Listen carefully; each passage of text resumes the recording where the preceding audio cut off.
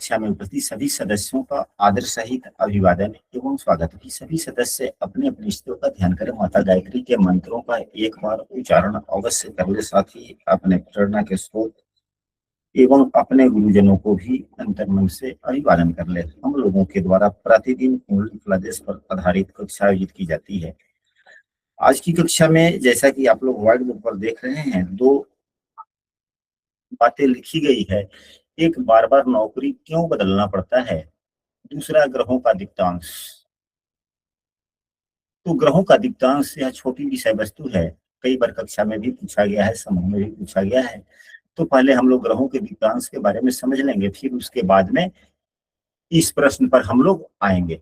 आज की कक्षा की दो वीडियो बनेगी, एक ग्रहों के दिक्तांश का बनेगा और दूसरा इसका बनेगा।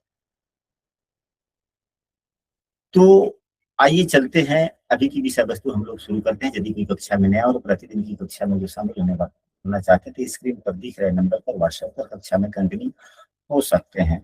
ग्रहों के दिक्तांश के लिए जो आधारभूत जो विषय वस्तु है, यहाँ पर हमने यहाँ पर लिख दिया है। यह सभी हमारे फलित शास्त्रों के पुस्तकों में कहीं ना कहीं देखने को मिल जाते हैं। हमने इसको याद किया है 15 12 8 89 79 79, 15 12 8 79 79। आप लोग इस संख्या को चाहे जैसे आप लोग याद कर सकते हैं। इसका नियम क्या है, इसका उपयोग कहाँ होता है, तो इसका उपयोग ग्रहों की दृष्टियों पर होता है। इसका उपयोग ग्रहों के दृष्टियों पे होता है। ग्रह, दो ग्रह होते हैं जब एक दूसरे को देखते हैं। ग्रह दो होते हैं जो एक दूसरे को देखते हैं, यानी कि दृष्टा ग्रह और दृष्ट ग्रह। इस उदाहरण कुंडली में यहाँ पर तीन कुंडलियां बनी हुई है। समझने के लिए हम लोग तीनों कुंडलियों को अलग अलग D1 ही मान ले कि सभी D1 कुंडली, तीन अलग अलग। यहाँ पर इस कुंडली में शनि एवं शुक्र एक दूसरे से परस्पर दृष्ट है, तो क्या यह प्रभावी है या नहीं है। तो इसके लिए इस दीप्तांशों का उपयोग किया जाता है। अब शुक्र का दीप्तांश कितना है?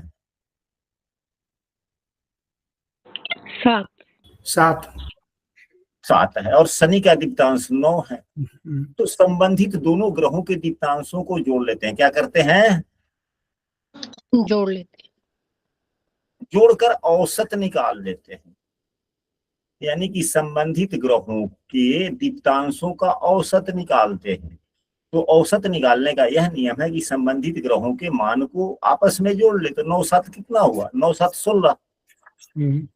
और औसत निकालने के लिए दो चीजों को हमने जोड़ा है, तो 2 से भाग दे देंगे तो 8 हुआ। तो दिखता औसत मान कितना आया? 8 आया।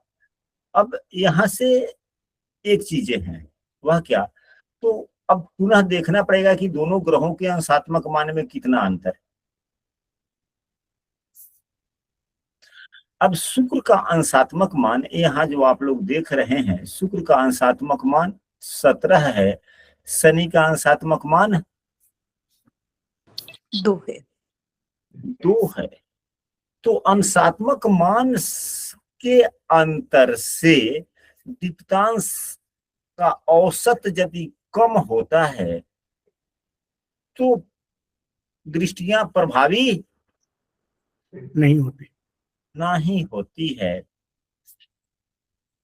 तो शुक्र का 17 है, शनि का 2 है, दोनों में अंतर तो हो गया 15 का, और दीप्तांश का औसत 8 है। तो क्या शनि शुक्र को प्रभावित करेगा? क्या शुक्र शनि को प्रभावित करेगा? नहीं करेगा। वैसे भी 15 अंशों की दूरी पर है, वो तो सिर्फ मिडिल पॉइंट पे चला गया। मुझे को फिर से बताएं एक बार अच्छी तरह। एक बार और बता दें। अब हम इसी नियम को किसी दूसरे ग्रह पर ले लेते हैं, किसी दूसरे ग्रह पर ले लेते हैं जो परस्पर एक दूसरे को देख रहे हो। अब इस कुंडली में तो परस्पर नहीं देख रहे हैं। यदि यह जो है इस दूसरी कुंडली को ही अगर हम लोग लग्न कुंडली मान लें, यदि दूसरी कुंडली को ही यदि हम लोग लग्न कुंडली मान लें, तो इसमें भी कोई ग्रह एक दूसरे को देख रहे हैं? वो तो शुक्र देख रहे हैं एक दूसरे को। बुध और शुक्र एक दूसरे को देख रहे हैं, हम्म, तो कायदा चाहे जो भी हो, आगे या पीछे, यानी कि जो हम लोगों ने पहले ग्रहों का दीप्तांश का औसत निकाला था, फिर बाद में ग्रहों के अंशात्मक मान का जो अंतर निकाला था, पहले अंशात्मक मान का अंतर भी निकाल सकते हैं। अब यहाँ पर बुधदेव को देखा जाए, बुधदेव का अंशात्मक मान 18 है, शुक्रदेव का अंशात्मक मान 17 है। यदि यह लग्न कुंडली बनती है तो, अगर यही लग्न कुंडली हो जाए, D1 कुंडली यही है तो दोनों के अंशात्मक मान में अंतर कितना है? एक ही है। एक, बुध का 18 है, शुक्र का 17 है, एक अंशात्मक मान। अब दोनों के दीप्तांशों को जोड़ेंगे तो दोनों का दीप्तांश, माने दोनों के दीप्तांश का औसत निकालेंगे तो 7 7 14, 14 में 2 से भाग देंगे, बात साथ ही आएगा, साथ ही। यानी कि ग्रहों के दीप्तांश के औसत से यदि ग्रहों का अंतर कम होता है तो दृष्टियां प्रभावी होंगी, प्रभावी होती है। अब यही बात हम लोग किसी दूसरे को मान लेते हैं, जैसे कि शनि, सूर्य देव का 15 है, शनि देव का 2 है, ना सूर्य देव का, हाँ सूर्य देव का अंशात्मक मान 3 है, इनका शनि का 2 है। यदि अगर सूर्य के सामने अगर यहीं पे शनि देव होते तो फिर क्या होता?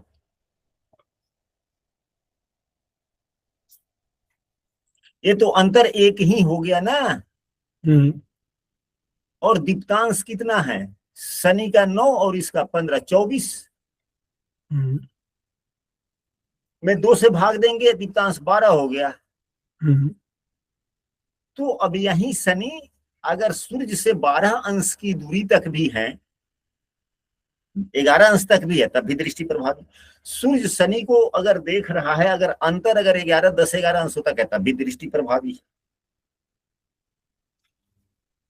इसको दूसरे शब्दों में हम लोग इस सूत्र को ऐसे समझ सकते हैं, आप लोग यहाँ पर दृष्टा ग्रहों के या दृष्ट ग्रहों के जो दीप्तांश लिखे गए हैं, इस दीप्तांश को आप लोग नोट कर लें और नियम को हम लोग पुनः एक बार पुनरावृत्ति कर लेते हैं।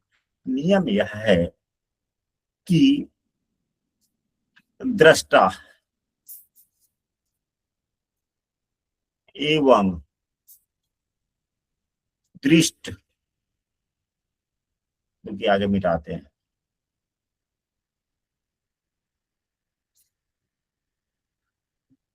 दृष्टा एवं दृष्ट दोनों ग्रहों के अंतर से कम यदि दोनों ग्रहों के दीप्तांश के औसत से कम हो तो दृष्टि पूर्ण प्रभावी होती है। स्पष्ट हो गया? इसीलिए तो हम लोग बार बार कक्षा में यह उपयोग करते हैं कि दृष्टा एवं दृष्ट ग्रहों का अंशात्मक मान जितना क्लोज रहेगा, एक दूसरे के लगभग समकक्ष रहेगा, जितना नजदीक रहेगा, दृष्टियां उतनी प्रभावी है। और बार बार क्लास में यह कहा जाता है, चर्चा होती है कि 9-10 अंशों से अधिक है तो दृष्टि प्रभावी नहीं। अब ग्रहों के दीप्तांश पर जो प्रश्न थे जिन सदस्यों का, उनका संशय समाप्त हुआ? जी गुरुजी। गुरुजी एक छोटा सा प्रश्न है। हाँ बोलिए। जैसे ये D1 जो कुंडली है हाँ, इसमें जैसे मंगल की दृष्टि शुक्र के ऊपर है, तो मतलब ये केवल 7वीं दृष्टि के लिए है या किसी भी दृष्टि के लिए हो सकता है ये? किसी भी दृष्टि। अच्छा। अब लेकिन मंगल तो शुक्र को देख रहे हैं, शुक्र मंगल को नहीं देख रहा है यहाँ पर। हाँ केंद्रीय प्रभाव है लेकिन वो देख नहीं रहा है, तो उसकी दृष्टि नहीं है। हाँ, तो नहीं तो क्या फर्क पड़ता है? अब मंगल देख रहा है, मंगल शुक्र को देख रहा है, तो यह कितना प्रभावी करेगा? जी परस्पर दृष्टि हो तो भी यह नियम लागू। जी यदि अगर परस्पर दृष्टि नहीं है तो देखने वाला ग्रह मंगल हो गया, दृष्टा जी मंगल हो गया, दृष्ट शुक्र हो गया, तब शुक्र का अंशात्मक मान यहाँ पर 17 है, जी मंगल का भी 17 है, हम्म दोनों में अंतर 0 है। जी तो यह तो मंगल शुक्र को काफी प्रभावी कर देगा ना। हम्म जी अब शनि राहु को कितना प्रभावी करेगा? क्योंकि दृष्टा ग्रह शनि है, दृष्ट ग्रह राहु है, तो शनि का अंशात्मक मान 2 है, राहु का अंशात्मक मान 21 है, दोनों के अंतर 19 हो गए। राहु का तो खैर कोई दीप्तांश होता ही नहीं है।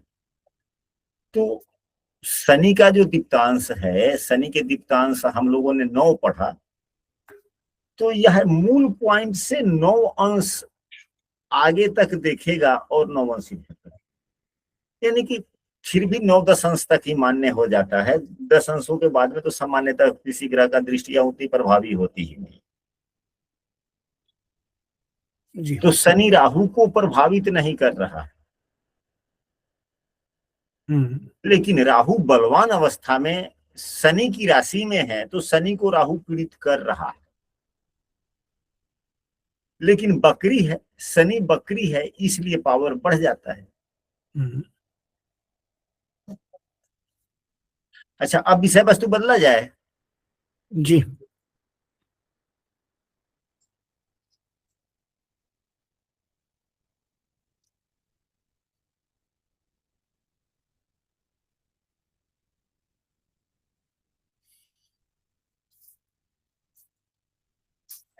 मंगलम भगवान विष्णु मंगलम गरुड़ध्वज मंगलम पुंडरीकाक्ष मंगलाय तनोहरि। तो आइए शुरू करते हैं अभी का विषय वस्तु। अभी का विषय वस्तु है कि बार बार नौकरी क्यों करूं। हम इस रिकॉर्डिंग बंद करते हैं 1 मिनट।